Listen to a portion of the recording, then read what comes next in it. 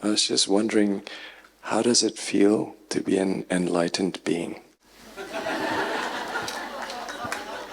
അത് പറഞ്ഞാൽ എല്ലാവരും അതേപോലെ അങ്ങ് അഭിനയിച്ചാൽ എന്ത് ചെയ്യും? അതങ്ങനെ ഒരു വാക്കുകൊണ്ട് പറയുന്നതല്ല, അവരുടെ ജീവിതമാണ്. അവിടെ വ്യക്തിയില്ല.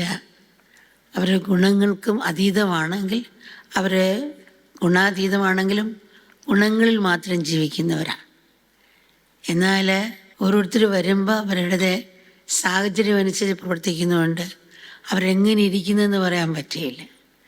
കാരണം ചിലർ കിഡ്നിക്ക് അസുഖമായിട്ട് വരുന്നവരുണ്ട്, ഡോക്ടറെ അടുത്ത് ക്യാൻസറിൻ്റെ അസുഖമായിട്ട് വരുന്നവർ, ഒരാൾ ലിവറിൻ്റെ അസുഖമായിട്ട് വരുന്നത്. എല്ലാവർക്കും ഒരേ മരുന്ന് പറ്റുകയില്ല, ഒരേ മാർഗം പറ്റുകയില്ല, ഒരേ ഉപദേശം പറ്റുകയില്ല.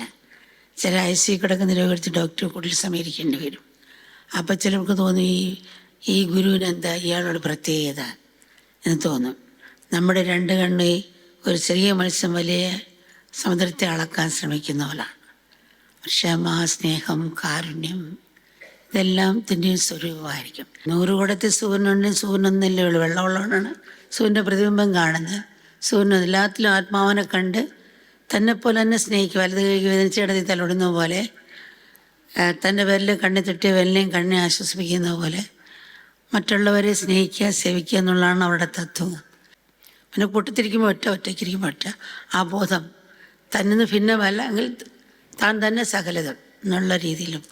എന്നാൽ ഒരു ശിഷ്യനോട് ദേഷിക്കുന്നതായിട്ട് നമുക്ക് തോന്നും.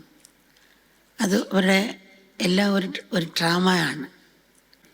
അപ്പോൾ ദേഷിക്കുന്നതായിട്ട് തോന്നുമ്പം നമുക്കൊന്ന് ഈ ഗുരു എന്താ ദേഷിക്കുന്നതെന്ന് തോന്നും. പക്ഷെ ഒരു അമ്മ കുഞ്ഞിനോട് ദേഷിക്കുമ്പോൾ ഒരു മുഖം മൂടിയിട്ട് ദേഷിക്കുകയാണ്, ബന്ധിക്കുന്നില്ല.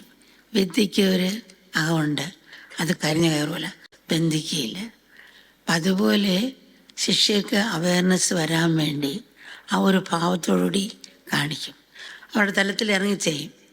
പോലൊരു കള്ളനെ പിടിക്കണമെങ്കിൽ പോലീസുകാരൻ കൊണ്ട് അവർ ഓടിപ്പോകും. അപ്പം അവൻ്റെ തലത്തിൽ ചെന്ന് തങ്ക ഉരുപ്പടിയാക്കാനൊക്കെ പറ്റില്ല, കുറച്ച് ചെമ്പീർത്തല ഉരുപ്പടിയാക്കാൻ. അപ്പോൾ അവരുടെ തലത്തിൽ ചെല്ലുമ്പം ആ തലത്തിലുള്ള ശ്രേഷ്ഠകളൊക്കെ ചിലപ്പോൾ കാണിച്ചെന്നിരിക്കും. കുഞ്ഞിനെ ഉത്തരിക്കണമെങ്കിൽ കുഞ്ഞിൻ്റെ തലത്തിൽ പോകണം, എങ്കിലും നമുക്ക് ഉത്തരിക്കാൻ പറ്റുള്ളൂ.